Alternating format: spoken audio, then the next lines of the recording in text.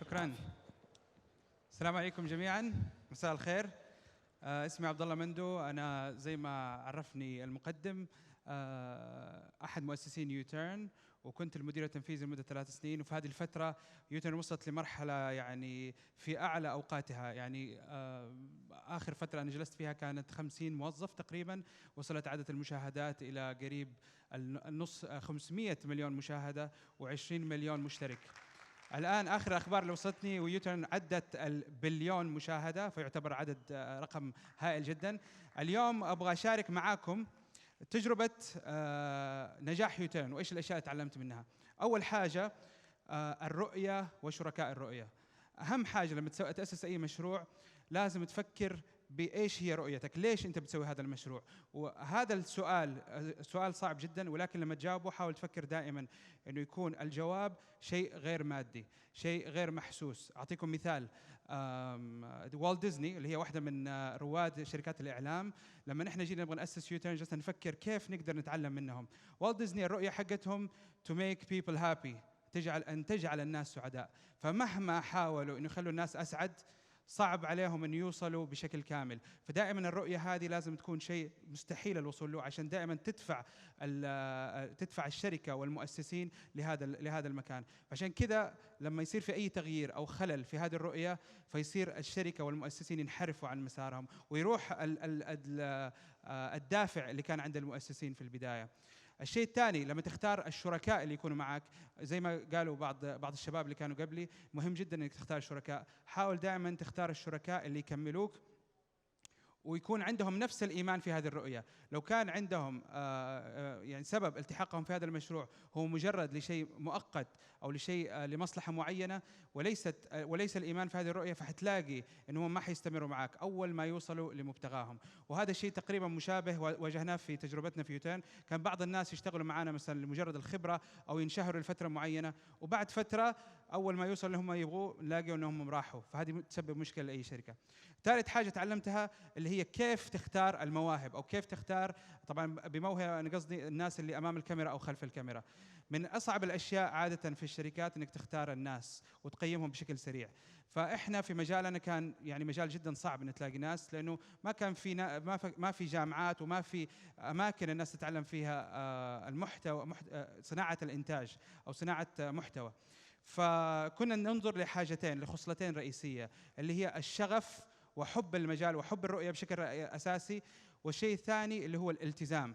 فلازم يكون أي شخص يشتغل معنا في يوتيرن عنده حب لرؤية يوتيرن، حب للمجال والالتزام في العمل. لأنه إذا كان عنده هذه الخصلتين فحيقدر القصور اللي عنده في فهمه للعمل أو عدم حرفيته إلى آخره بالالتزام وبالشغف يقدر يوصل لمستويات عالية. كثير من الناس اللي كانوا يشتغلوا معنا في يوتيرن كان قيمتهم السوقية، يعني متخرجين مثلا من الثانوية، لا تزيد عن 3000 ريال.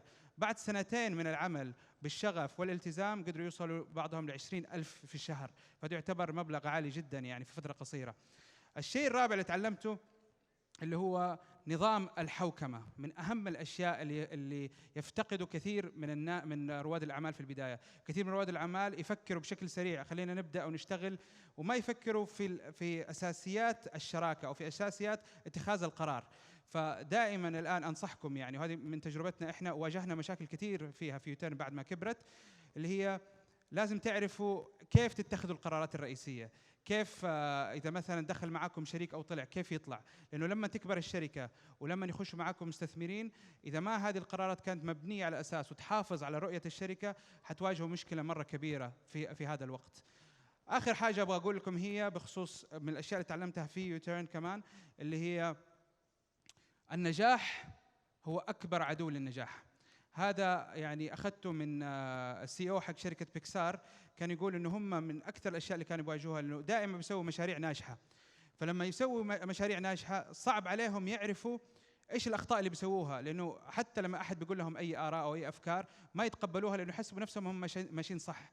فدائما لما تكون أنت في شركة وبتحقق نجاحات حاول دائما تنتقد العمل وتشوف فين الثغرات اللي موجودة. وهذه من الأشياء اللي مثلا إحنا واجهتنا. على سبيل المثال كان منتجاتنا لها شعبية كبيرة، فالكثير من المعلنين والناس اللي بغت تدفع فلوس على المنتجات هذه كانت تيجي بدون ما احنا نفكر يعني كيف بيعها الى اخره. فنلاقي انه في كثير منهم يشتكوا في طريقه البيع، عندنا كان مشكله في طريقه البيع، فكنا ما نفكر فيها لانه نعرف انه ترى الناس حتيجي في كل الاحوال. فهذه مثال كيف انه النجاح كان عدو لنجاحنا.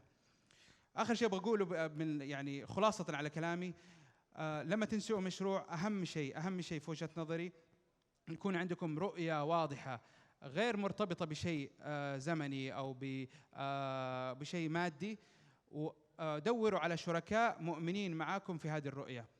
والآن من هذه التجارب اللي أنا تعلمتها خلال هذه الفترة قررت أنا ومجموعة من الشباب نأسس مشروع في نفس المجال لكن مختلف تماما، اسمه قبة.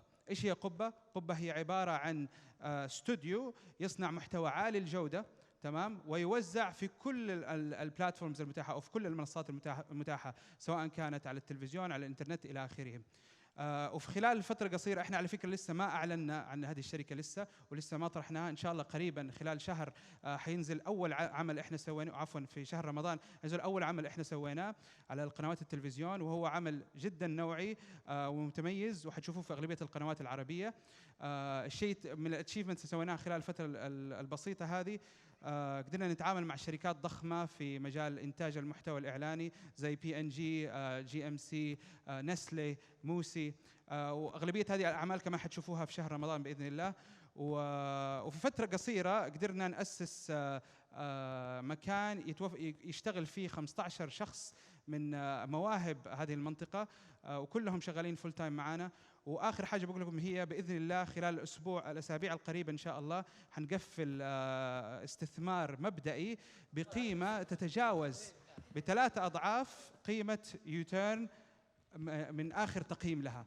فالرساله بوصل لكم اياها انه دائما فكروا كيف المشاريع لما لو الاشياء تتعلموها في مشاريعكم لو ما صارت سواء في الشركه هذه او اللي بعدها الى اخره، دائما ممكن تسووا مشاريع افضل وافضل الى الامام ان شاء الله باذن الله.